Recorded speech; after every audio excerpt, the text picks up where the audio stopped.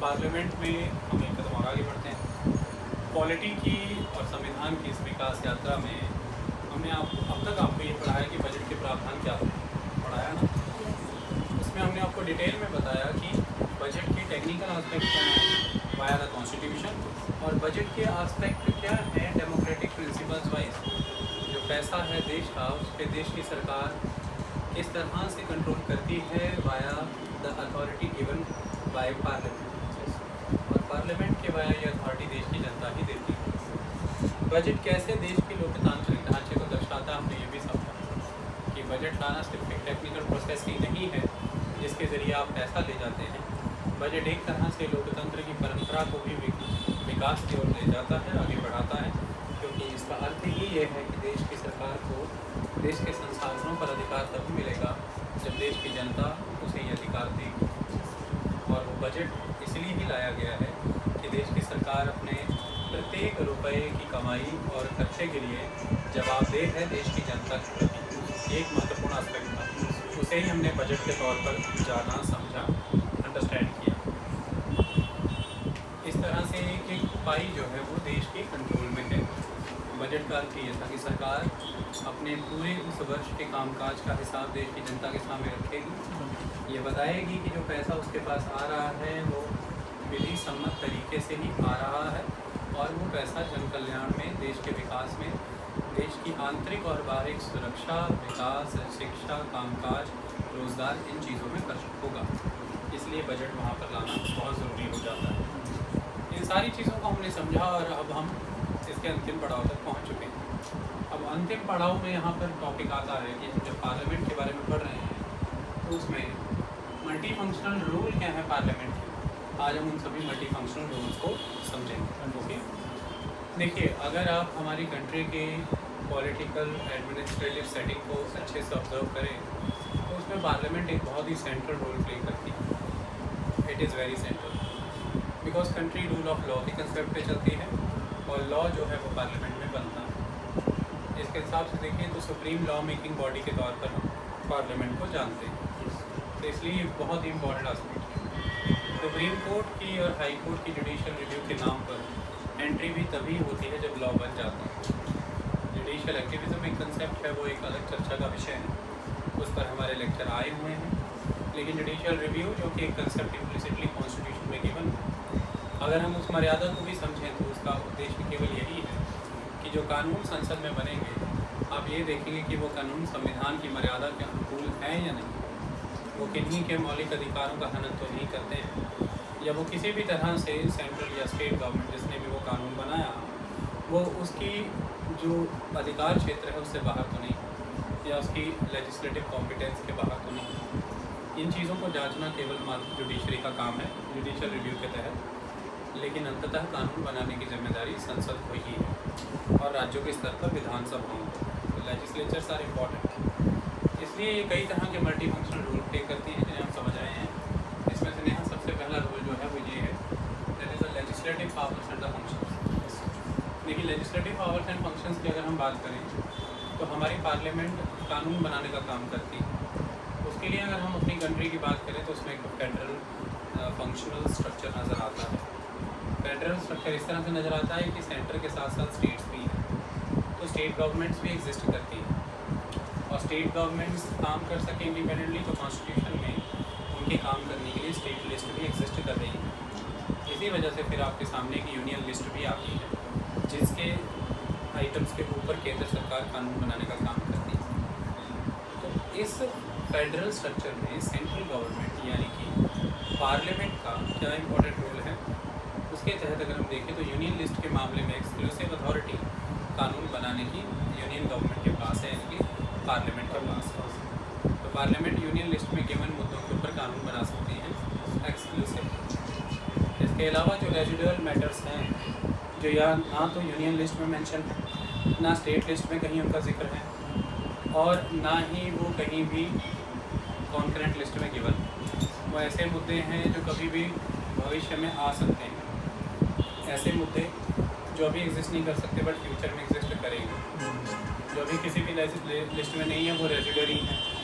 इस तरह के रेजिडरी मैटर के ऊपर कंप्लीट और एक्सक्लूसिव कंट्रोल यूनियन गवर्नमेंट का है, यानी कि पार्लियामेंट का है। तो रेजुलरी लिस्ट के ऊपर भी एक्सक्लूसिव अथॉरिटी पार्लियामेंट की आती है।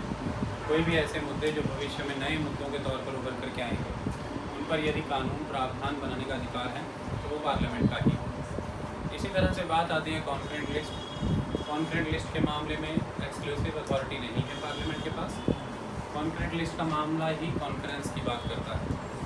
और कॉन्करेंस में यहाँ पर अगर हम देखें तो सेंटर और स्टेट का लॉ यहाँ पर कॉन्कर करना चाहिए।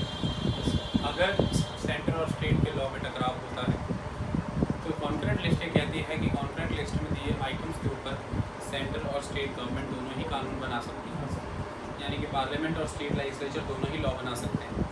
लेकिन रूल ये है कि पार्लियामेंट के पास ओवर राइडिंग अथॉरिटी है, यानी कि अगर पार्लियामेंट में बना हुआ लॉ स्टेट लेजिस्लेचर में बने लॉ के साथ टकराएगा तो पार्लियामेंट्री लॉ जो है वो प्रिवेल कर जाएगा, स्टेट लॉ वहाँ पर खत्म हो जाएगा। इसके बाद आ जाती है स्टेट लिस्ट। स्टेट लिस्ट में गिवन आइटम्स के मुताबिक उसके ऊपर कानून बनाने का अधिकार स्टेट्स का है, बट ये कानून बनाने का अधिकार एक्सक्लूसिव नहीं है। हाँ, ये स्टेट्स का है लेकिन एक्सक्लूसिव नहीं है। कुछ ऐसी परिस्थितियाँ हैं जिन परिस्थितियों में पार्लियामेंट भी इनके ऊपर कानून बना सकती है, और वो परिस्थितियाँ ये रहती हैं कि अगर किसी भी लेवल पर नेशनल इमरजेंसी लगी हुई है तो पार्लियामेंट कानून बना सकती है स्टेट लिस्ट में गिवन टॉपिक्स के ऊपर। अगर प्रेसिडेंट रूल लगा हुआ है तो पार्लियामेंट कानून बनाती है स्टेट लिस्ट में गिवन मुद्दों के ऊपर। अगर राज्यसभा ये प्रपोज कर दे रेजोल्यूशन लेकर के आकर के पार्लियामेंट के अंदर इस स्टेट लिस्ट में गिवन इस मुद्दे के ऊपर पार्लियामेंट को कानून बनाना चाहिए, तो भी पार्लियामेंट एलिजिबल हो जाती है उस मुद्दे के ऊपर कानून बनाने को लेकर। अगर दो या उससे अधिक राज्य मिल करके ये प्रपोज कर दें पार्लियामेंट को कि आपको स्टेट लिस्ट में गिवन इस मुद्दे के ऊपर कानून बनाना चाहिए, हम 2 या 3 या 4 जितने भी राज्य हैं हमारे लिए, तो भी पार्लियामेंट स्टेट लिस्ट में गिवन मुद्दों के ऊपर कानून बना सकती है, और वो कानून उन राज्यों तक सीमित रहेगा जिन राज्यों ने प्रपोजल दिया था। अगर किसी तरह की इंटरनेशनल ट्रीटी, कन्वेंशन या कोई भी इस तरह की गतिविधि हुई है जिसके तहत उस ट्रीटी या कन्वेंशन को इफेक्टिव बनाने के लिए स्टेट लिस्ट के किसी मुद्दे के ऊपर कानून बनाना पड़ रहा है, तो पार्लियामेंट उसके ऊपर कानून बना सकती है, उसका ये अधिकार है। तो नेशनल इमरजेंसी के समय, प्रेसिडेंट रूल के समय national international convention, treaties, agendas को सक्सेसफुल और इफेक्टिव बनाने के लिए राज्यसभा के द्वारा रेजोल्यूशन लाने पर और 2 या 2 से अधिक राज्यों के द्वारा प्रपोज करने पर कि भाई हमारे लिए कानून बनाइए, स्टेट लिस्ट में गिवन मुद्दों के ऊपर पार्लियामेंट लॉ बना सकती है, ये भी उसके पास एक अथॉरिटी एग्जिस्ट करती है। आई बात समझ में? तो इन सभी चीज़ों के ऊपर हमने देखा कि पार्लियामेंट के पास यूनियन बेस्ड रेजिडुअल मैटर के मामले में एक्सक्लूसिव अथॉरिटी है, कॉन्करेंट लिस्ट के मामले में ओवर राइडिंग अथॉरिटी है, और स्टेट लिस्ट के मामले में भी एक लेवल की अथॉरिटी है कि वो स्पेशल सर्कमस्टांसेस में लॉ बना सकती है स्टेट लिस्ट के मुद्दों के ऊपर। इसके अलावा भी कुछ ताकतें हैं, वो ताकत है जैसे कि ऑर्डिनेंस। देखिए, जब भी पार्लियामेंट का सेशन नहीं चल रहा होता है तो ऐसे में ये कहा जाता है कि राष्ट्रपति ऑर्डिनेंस के वाया किसी भी तरह के प्रावधान को, कानून को ला सकते हैं। ऑर्डिनेंस के वाया जो हो सकता है, अध्यादेश जारी करके ये हो सकता है, लेकिन मुद्दा ये है कि वो ऑर्डिनेंस को भी पास होना जरूरी है पार्लियामेंट से। जब भी पार्लियामेंट का सेशन स्टार्ट होगा, यानी कि जब भी पार्लियामेंट सिटिंग करेगी, उसकी फर्स्ट सिटिंग के तहत ऑर्डिनेंस जब भी आया है, उस ऑर्डिनेंस के बाद जब भी पार्लियामेंट की सिटिंग होगी, उस सिटिंग के 6 हफ्ते के अंदर अंदर, वो सिटिंग होने के 6 वीक के अंदर अंदर पार्लियामेंट के द्वारा उस ऑर्डिनेंस को लॉ की फॉर्म में पास कर देना जरूरी है। अगर पार्लियामेंट उसे लॉ की फॉर्म में पास नहीं करेगी तो वह प्रावधान आगे नहीं बढ़ पाएगा और वहीं पर खत्म हो जाएगा। ये एक इम्पॉर्टेंट चीज़ है। तो ऑर्डिनेंस को लॉ में बदलने की शक्ति भी पार्लियामेंट के पास है। तो ऑर्डिनेंस एक तरह की कोई अल्टरनेटिव लॉ मेकिंग पावर नहीं है। लॉज ऑलवेज इफेक्टिव रहते हैं, लेकिन ऑर्डिनेंस की एक समय सीमा है। वो पार्लियामेंट की सिटिंग शुरू होने के 6 हफ्ते बाद तक ही एग्जिस्ट कर सकते हैं अगर उन्हें पास नहीं किया गया।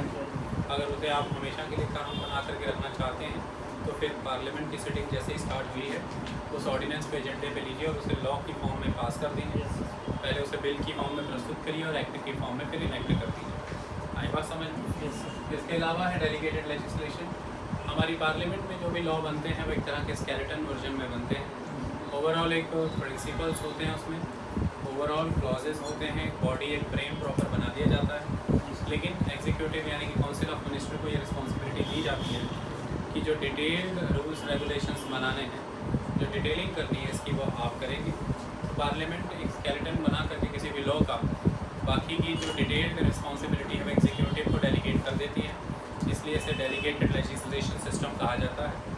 तो parliament delegated legislation process follow करती है और फिर एग्जीक्यूटिव के द्वारा यानी कि काउंसिल ऑफ मिनिस्टर के द्वारा जो भी प्रावधान बनाए गए हैं, डिटेल्ड रूल्स एंड रेगुलेशंस बनाए गए हैं, उसे पार्लियामेंट के पास वापस से प्रस्तुत करना होता है। जैसे मान लीजिए अगर कॉन्स्टिट्यूशन में दिया हुआ है आर्टिकल 112 जिसके तहत एनुअल फाइनेंशियल स्टेटमेंट आना है, या कॉन्स्टिट्यूशन के ही तहत अमेंडमेंट करके पार्लियामेंट में कोई ऐसे प्रावधान ला करके कोई नई बजट का प्रोविज़न लेकर के आए किसी यूनियन टेरिटरी के लिए या किसी भी नए राज्य के लिए, तो उसमें ये है कि ये प्रावधान यहाँ पर लेकर के आने का काम तो पार्लियामेंट के द्वारा होता है। लेकिन अब मुद्दा ये है कि वो जो बजट की बात पार्लियामेंट ने की है, जो उस नए राज्य नए यूनियन टेरिटरी के मामले में, तो बजट लेकर के आने का काम तो पार्लियामेंट ही करेगी।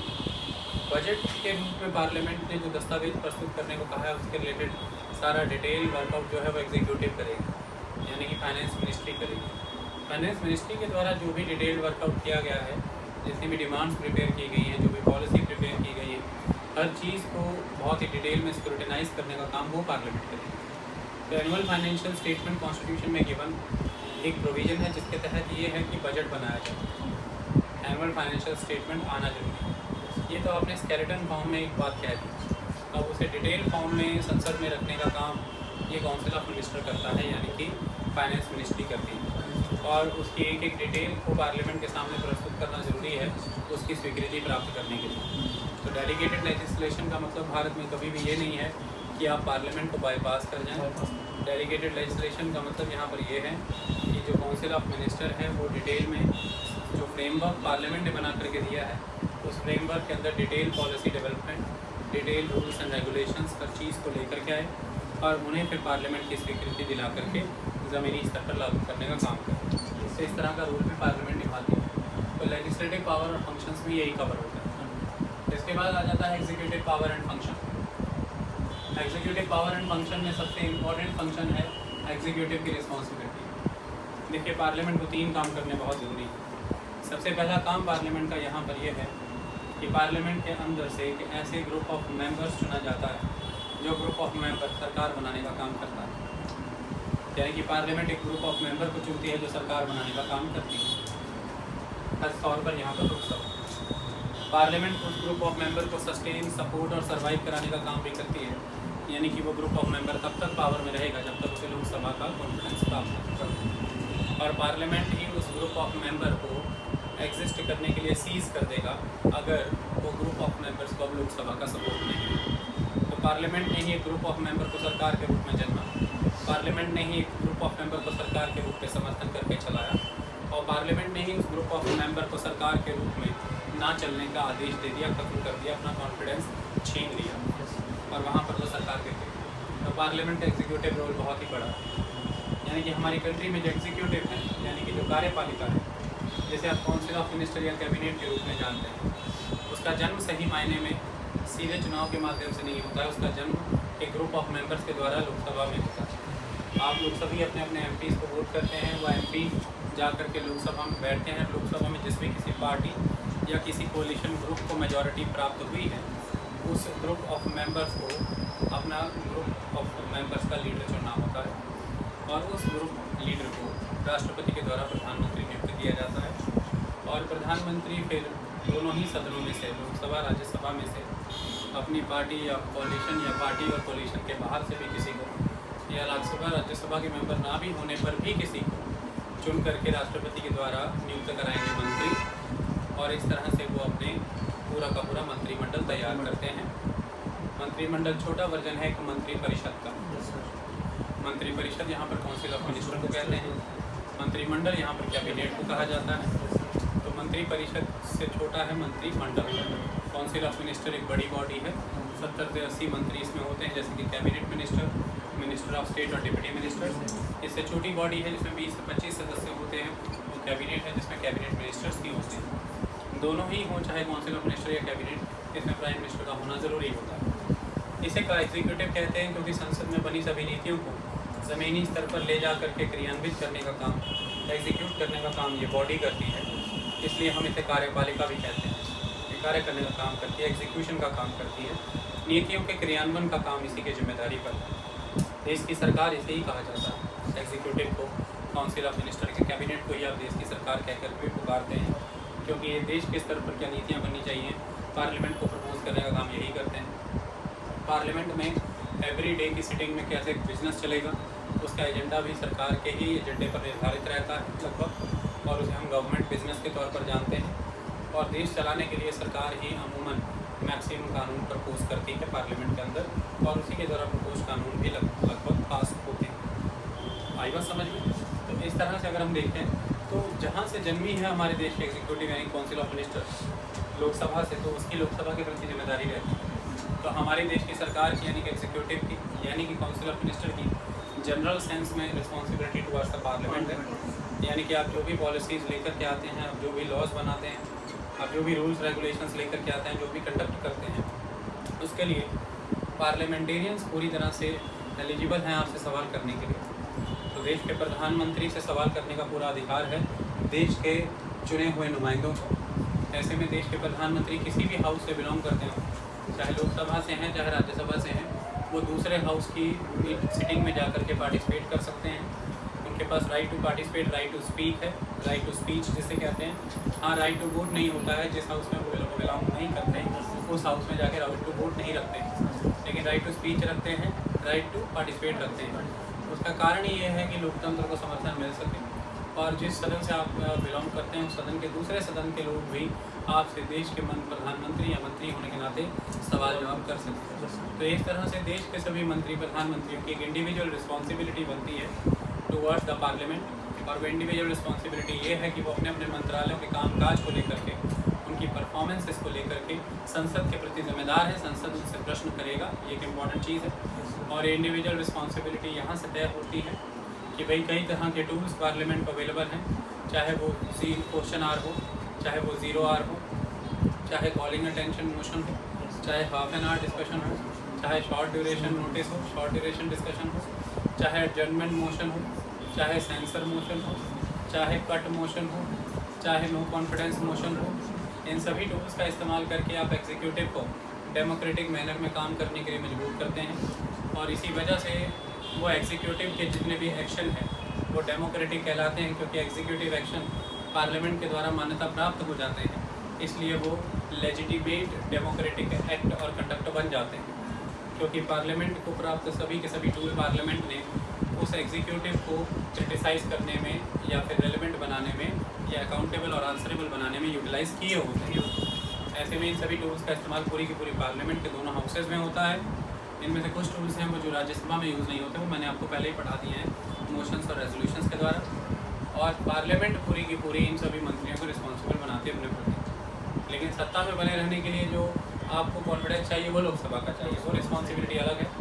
यानी कि देश के सभी मंत्री प्रधानमंत्री यानी कि काउंसिल ऑफ मिनिस्टर इकट्ठी पूरी की पूरी लोकसभा के प्रति कलेक्टिवली रिस्पॉन्सिबल है।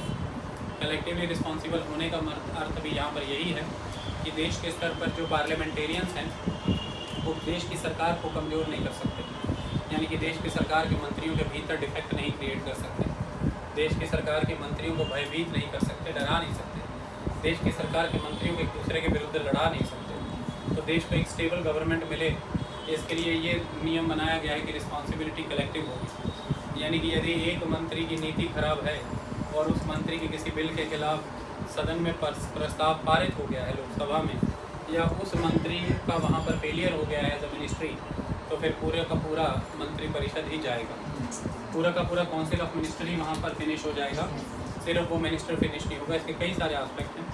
पहला आस्पेक्ट इसका ये है कि हर एक मिनिस्टर को ये पता हो कि वो अकेले नहीं कलेक्टिवली रिस्पॉन्सिबल है टुवर्ड्स द लोकसभा। एक मंत्रालय भी गया तो वो सारे चले जाएंगे। इसके लिए वो सभी मंत्री एक दूसरे के साथ म्यूचुअल क्वेरल्स नहीं रखेंगे, एक दूसरे की लेग पुलिंग नहीं करेंगे, एक दूसरे के साथ पार्टिसिपेटरी एंड कॉन्ट्रीब्यूटरी अप्रोच के साथ कंट्रीब्यूट करके काम करना चाहेंगे, ताकि एक दूसरे की रस्साकसी करके एक दूसरे को पीछे धकेलने का काम नहीं करेंगे। क्योंकि मुझे ये पता होगा रक्षा मंत्री होने के नाते कि यदि वित्त मंत्री के द्वारा प्रस्तुत किया गया बजट पास ना हो पाया तो मैं भी रक्षा मंत्री नहीं रह पाऊँगा, क्योंकि एक मंत्री का विफल होना पूरी सरकार का विफल होना माना जाएगा। और एक बजट के खिलाफ प्रस्ताव का पारित होना नो कॉन्फिडेंस मोशन की परिस्थिति पैदा कर देगा। और अगर नो कॉन्फिडेंस मोशन आया तो सिर्फ उस फाइनेंस मिनिस्टर के खिलाफ नहीं आएगा, वो पूरी की पूरी सरकार के प्रति आएगा। और ऐसे में मैं भी रक्षा मंत्री नहीं रह पाऊँगा। ऐसे में अपने मंत्री की छवि को ख़राब करना, अपने मंत्री के कामकाज में अवरुद्ध पैदा करना, अपने मंत्री को कमज़ोर करना, निर्बल करना से बेहतर है कि मैं अपने मंत्री को सशक्त करूं, अपने साथी को, अपने सहयोगी को और भी बड़ा मनोबल प्रदान करूं और हम सब मिलकर के कार्य करें ताकि सभी मंत्रालय, सभी महकमे सफल हों, ताकि मेरा भी वर्चस्व बना रहे, यानी कि अस्तित्व बना रहे, मैं भी एग्जिस्टेंस में रहूँ, मैं खत्म ना हो जाऊँ। एक तरह से कलेक्टिवली सरकार काम कर सके, इसके लिए कलेक्टिव रिस्पॉन्सिबिलिटी का काम होगा। इनमें डिवाइड एंड रूल ना हो पाए, इन्हें कोई बाहरी ताकत आकर के बांट करके राज ना करने की नीति इस्तेमाल ना कर ले, जैसा कि अंग्रेज गवर्नर किया करते थे। इसलिए भी इनको कलेक्टिव रिस्पॉन्सिबिलिटी के दायरे में रखा। और पार्लियामेंटेरियन जो है वो इन सबको एकजुट होकर के देखें, पार्लियामेंटेरियन इनमें डिसेंशंस क्रिएट ना कर पाएँ, इसलिए भी इनके अंदर एक कलेक्टिव रिस्पॉन्सिबिलिटी रखी। और देश में सरकार के अंदर भिन्न भिन्न मंत्रालय जितनी डेवलप हों, लेकिन देश का उद्देश्य केवल ऑलवेज एक रहता है, वो होता है विकास। और वो कौन सा? सबका विकास। इगैलिटेरियन सोसाइटी, शांति प्रिय ढंग से शांति की स्थापना हो, सबका विकास हो, रोज़गार हो और सभी लोग अपना जीवन अपने धर्म, अर्थ, राजनीतिक, सामाजिक और सांस्कृतिक क्रियाकलापों को करते हुए निर्वाह कर सकें, अपनी social, cultural, political, economic, religious aspirations को फुलफिल कर पाएँ, जो कि तर्कसंगत और लेजिटिमेट होनी चाहिए। ऐसा हो सके इसके लिए उन्हें अर्थ सिर्फ इस बात से पड़ता है कि हमारे द्वारा चुनी हुई सरकार केवल एक ही सरकार है। उस सरकार में कितने मंत्रालय हैं, ये सरकार में प्रधानमंत्री को देखना था कि उन्होंने अपने काम को फिजिबल बनाने के लिए कितने मिनिस्ट्रीज क्रिएट किए। ये जनता का लुकआउट नहीं, हमने आपको चुना है, अब आपने एक सरकार प्रदान की है, सरकार हमारे लिए एक है। We are talking about one government. उसके अंदर कितनी मिनिस्ट्रीज़ के अंदर कितने डिपार्टमेंट हैं, किस डिपार्टमेंट का क्या फेलियर है, हमारे लिए वो मैटर नहीं करता है, हम उसे इंडिविजुअली डील ही नहीं करते हैं, हमें इसे सरकार की नाकामयाबी समझना है। तो हमारे लिए यदि कामयाबी किसी एक डिपार्टमेंट की है तो वो कामयाबी पूरी सरकार की है, हमारे लिए नाकामयाबी किसी एक डिपार्टमेंट की है तो वो नाकामयाबी किसी एक पूरी सरकार की है। ये इसलिए किया गया कि अगर कोल मंत्रालय में या फिर स्पेक्ट्रम मंत्रालय में कोई घोटाला है तो बाकी क्षेत्रों में आपने चाहे जितना भी अच्छा किया हो, सरकार में घोटाला हुआ है और आपको उस नाम पर जनता से ये जवाब मिला कि आपको जाना होगा। इसलिए ये ऐसा हुआ कि मंत्री एक दूसरे को स्कैंडल्स में ना फंसाते रहे, पहली बात। और दूसरी बात ये भी है कि inter departmental, inter ministerial integrity बनी रहे आपस में, क्योंकि सरकार में अगर integrity, inter departmental, inter government, inter ministerial offices नहीं होगी तो सरकार सारी आपस में अंदरूनी तौर पर इंटीग्रेटेड ही होती है, वो विकास नहीं कर पाएंगे। ये एक इम्पॉर्टेंट चीज़ है। और वो विकास अगर नहीं कर पाएंगे तो फिर सही मायने में वो डिलीवरी नहीं कर पाएंगे, जनता से उन्होंने वायदे किए तो वो नहीं कर पाएंगे। ऐसे में उन्हें जाना होगा और ये सभी मंत्रियों को पता होना चाहिए। आई बात समझ में? तो इसलिए भी कलेक्टिव रिस्पॉन्सिबिलिटी का कंसेप्ट यहाँ पर रखा गया है। तो कलेक्टिवली सभी के सभी जो मंत्री हैं वो लोकसभा के प्रति रिस्पॉन्सिबल हैं। जब तक लोकसभा का इनके ऊपर कॉन्फिडेंस है ये सभी पावर में रहेंगे। जब लोकसभा में इनके खिलाफ नो कॉन्फिडेंस मोशन पास हो जाएगा, ये पावर में नहीं रहेंगे तो लोकसभा इन्हें भंग भी लोकसभा इस मंत्री पद को खत्म भी कर सकती है, भंग कर सकती है। आई बात समझ में? ये लोकसभा की अथॉरिटी है। और कई बारी सरकारें माइनॉरिटी में आ जाती हैं तो उन्हें कहा जाता है आप कॉन्फिडेंस गेन करके जाइए, तो फिर वो कॉन्फिडेंस मोशन प्रेजेंट करते हैं। ये नो कॉन्फिडेंस मोशन से अलग होता है, मैंने आपको इसके विषय में भी पढ़ाया था। आई बात समझ में? तो इस तरह से आप लोकसभा के प्रति रिस्पॉन्सिबल हैं। ये कोर सिस्टम है देश में पार्लियामेंटेरियन फॉर्म ऑफ गवर्नमेंट का। हमारे देश में parliamentarian form of government follow होती है, presidential form of government follow नहीं होती। और पार्लियामेंटेरियन फॉर्म ऑफ गवर्नमेंट में आपको नाम से पता चल रहा होगा कि एग्जीक्यूटिव स्फेयर में भी पार्लियामेंट ही सुप्रीम मानी जा रही है, क्योंकि एग्जीक्यूटिव का जन्म भी उसी पार्लियामेंट से हो रहा है, एग्जीक्यूटिव की सस्टेनेंस भी उसी पार्लियामेंट में टिकी है, एग्जीक्यूटिव का पतन भी उसी पार्लियामेंट पर निर्भर कर रहा है। ऐसे में इसे पार्लियामेंट्री फॉर्म ऑफ गवर्नमेंट कहा जाता है, क्योंकि पार्लियामेंट एग्जिस्टेंस में नहीं आएगी तो एग्जीक्यूटिव का जन्म ही नहीं होगा। एग्जीक्यूटिव जन्म पार्लियामेंट के वाया ही ले रही है और पार्लियामेंट से विमुख होकर के एग्जीक्यूटिव काम भी नहीं कर सकती, क्योंकि एग्जीक्यूटिव उन्हीं चीज़ों के ऊपर काम कर सकती है जो कानून पार्लियामेंट में बने। पहली बात, एग्जीक्यूटिव को कोई भी काम करने के लिए कानून बनवाने पड़ेंगे पार्लियामेंट से। दूसरी बात, और एग्जीक्यूटिव अपने किए हुए हर काम के लिए जवाबदेह पार्लियामेंट के प्रति है। तीसरी बात, तो बिना पार्लियामेंट के ना एग्जीक्यूटिव का जन्म करा सकते थे आप और बिना पार्लियामेंट से ना उस एग्जीक्यूटिव से काम करा सकते हैं, और बिना पार्लियामेंट के उस एग्जीक्यूटिव का अंत भी नहीं हो सकता। उसका अंत होने के लिए भी पार्लियामेंट होनी जरूरी है। इसलिए हमारे देश में प्रेसिडेंशियल नहीं पार्लियामेंटेरियन फॉर्म ऑफ गवर्नमेंट है, जिसका कोर और बैकबोन कंसेप्ट है collective responsibility of the council of minister towards the Lok Sabha, selective responsibility of the executive towards the Lok Sabha. उसी कंसेप्ट को यहाँ पर समझाया गया है कि पार्लियामेंट के मल्टी फंक्शनल रोल में ये रोल भी अपने आप में एक बहुत ही महत्वपूर्ण रोल निभाया गया है। इसके बाद आ जाते हैं फाइनेंशियल पावर्स एंड फंक्शंस। देखिए, आपके देश में आपने संविधान में बार बार बजट के सेशन में पढ़ा कि देश में कोई भी टैक्स या कोई भी एक्सपेंडिचर बिना अथॉरिटी ऑफ लॉ के नहीं किया जा सकता। ना तो कोई टैक्स उगाही की जा सकती है, ना किसी तरह का कोई खर्चा किया जा सकता है बिना अथॉरिटी ऑफ लॉ के। और आप ये जानते हैं कि अथॉरिटी ऑफ लॉ का अर्थ यहाँ पर पार्लियामेंट है। और आप ये जानते हैं कि बजट में जब भी बात फाइनेंस बिल या मनी बिल की होगी तो बात यहाँ पर फिर लोकसभा की होगी। और आपको पता होना चाहिए कि बजट के मामले में लोकसभा की शक्तियाँ बहुत अधिक है राज्यसभा के मुकाबले, लेकिन लोकसभा के ही द्वारा स्वीकृति प्राप्त करके ही सरकार को पैसा प्राप्त होता है, जिसके तहत वो खर्चा करती हैं, जो कि कंसोलिडेटेड फंड ऑफ इंडिया से निकलता है। इसलिए एक बहुत इंपॉर्टेंट आस्पेक्ट है। तो किस तरह से कंट्रोल किया जाता है उस चीज़ को समझिए। सबसे पहला काम ये है कि दो तरीके से सेंट्रल गवर्नमेंट को, यूनियन गवर्नमेंट को, सेंट्रल एग्जीक्यूटिव या यूनियन एग्जीक्यूटिव को, या सेंट्रल कैबिनेट या काउंसिल ऑफ मिनिस्टर को, ये अलग अलग नाम मैंने इसलिए बता दिए कि अलग अलग अखबारों न्यूज़ चैनलों में इनमें से कोई भी नाम उपयोग किया जा सकता है। आप वहाँ पर झल्ला ना जाएँ और आपकी चिल्लियाँ तंग ना हो जाएँ, इसलिए आपको ये बताया गया कि अलग अलग नाम है। केवल कृपया ना जलाएँ और जल्दियाँ ना तंग करें। अगर वो तंग कर रहे हैं तो उनकी सफाई करें रेगुलरली, ताकि रक्तचाप बढ़ने पर भी वो जाम ना हो।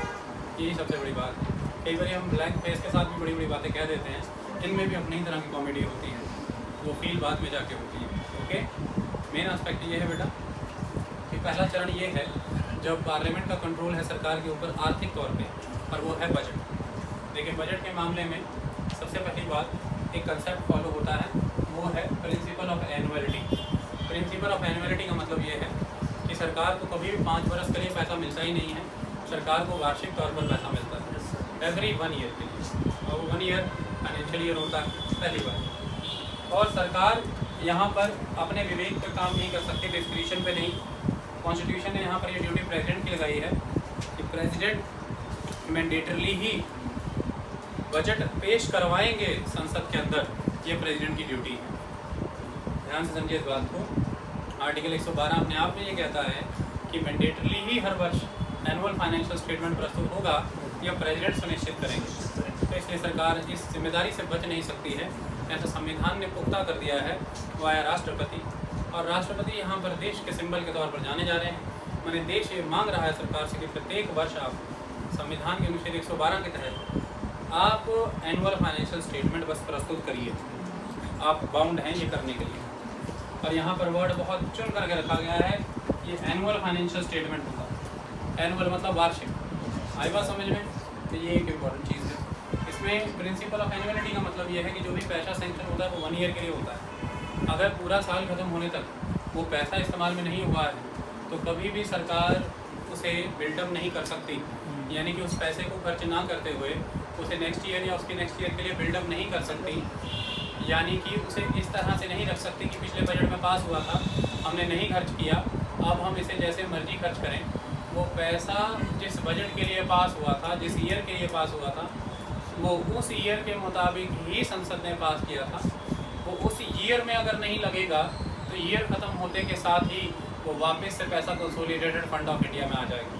और वो पैसा आपको फिर से निकलवाना है तो फिर से नई एनुअल फाइनेंशियल स्टेटमेंट ला के नए फाइनेंशियल ईयर के लिए आपको वो पैसा मिलेगा। इसके लिए यहाँ पर इसे प्रिंसिपल ऑफ एनुअलिटी कहा जाता है कि एक वर्ष के लिए, एक वित्तीय वर्ष के लिए जो आपको पैसा सेंक्शन होता है लोकसभा से, वो पैसा आपको उस 1 ईयर में पूरा कंज्यूम करना है। अगर आपने नहीं किया तो आप उसे बिल्डअप नहीं कर सकते हैं फर्दर यूजेज के लिए without the authority of the parliament. Parliament authority supreme मानी गई है, इसलिए वो पैसा फिर से कंसोलिडेटेड फंड ऑफ इंडिया में आ जाएगा, क्योंकि कंसोलिडेटेड फंड ऑफ इंडिया की कस्टडी पार्लियामेंट के पास है।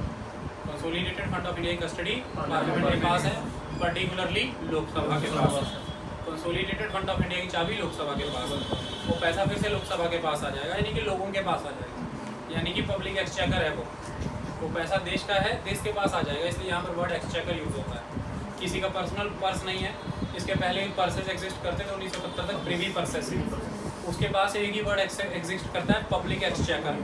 कोई प्रीवी या कोई अब पर्स नहीं है, कोई वॉलेट नहीं है, कोई बटुआ नहीं है, केवल फंड है, क्योंकि हम सब उसमें पैसा डालते हैं। तो वो कोष है, फंड है। आई बात समझ में? वो निधि है। और कौन सी निधि है? भारत ने जो धन संचित किया वो भारत की संचित निधि है, किसी के परिवार की, पुरखे की या किसी के एंसेस्ट्री की नहीं है। वो भारत की संचित निधि है। वो कंसोलिडेटेड फंड ऑफ इंडिया, वो कंसोलिडेटेड फंड ऑफ इंडिया इसी तरह से यूज़ होगा, उसी में पैसा वापस आ जाएगा। इसलिए कई बार ऐसा हो जाता है कि पैसा नहीं वापस आपने मतलब कि नहीं इस्तेमाल किया, पैसा इस्तेमाल ही नहीं हो पाया, वो वापस कंसोलिडेटेड फंड ऑफ इंडिया में आ गया। जिन पॉलिसीज़ के लिए ग्रांट किया गया था उन पॉलिसीज़ में इस्तेमाल नहीं हो पाया, तो फर्दर नहीं जा पाएगा और लैप्स कर जाएगा। इसे रूल ऑफ लैप्स कहते हैं। तो प्रिंसिपल ऑफ एनुअलिटी से रूल ऑफ लैप्स निकल आता है, पैसा लैप्स हो गया, वापस आ गया। इस डर से कई बार क्या करते हैं कि जो मंत्रीगण हैं, जब फरवरी मार्च का महीना आता है, ज़्यादा पैसा लगा देते हैं, सड़कें सीवरेज सब खुदवा देते हैं एकदम से। आप देखना, इसे कहते हैं मार्च रश। मार्च का महीना आते आते दौड़ाभागी शुरू कर देते हैं, एकदम से तेज़ दौड़ते हैं, सारे काम कराने लगते हैं, मार्च रश हो जाता है। ओके, ये वर्ड निकल के आते हैं। तो पहली बात तो ये है कि बजट के माध्यम से सभी मंत्रियों को ये कहा गया, जिस मामले में भी राष्ट्रपति को ही प्रमुख रखा गया है, कि राष्ट्रपति की इच्छा के बिना, विरुद्ध राष्ट्रपति की इच्छा के बिना, किसी भी तरह के राष्ट्रपति के अनुमोदन के बिना किसी भी तरह की डिमांड प्रस्तुत नहीं की जाएगी। तो एनुअल फाइनेंशियल स्टेटमेंट के तहत आर्टिकल 112 के तहत जो बजट प्रस्तुत होता है, उसमें देश में किस मंत्रालय के द्वारा कैसा पैसा, किस दिशा में कितना पैसा खर्च होगा, वो सारी डिमांड लोकसभा के सामने प्रस्तुत करनी पड़ती है। ये राज्यसभा के सामने भी प्रस्तुत होती हैं, क्योंकि एनुअल फाइनेंशियल स्टेटमेंट दोनों हाउसेज में प्रेजेंट होंगी, ऐसा प्रेसिडेंट को कहा गया है। आई बात समझ में? तो ये पार्लियामेंट में पेश होगा। लोकसभा में ताकत ये है कि वो इसे पास करके अमेंडमेंट भी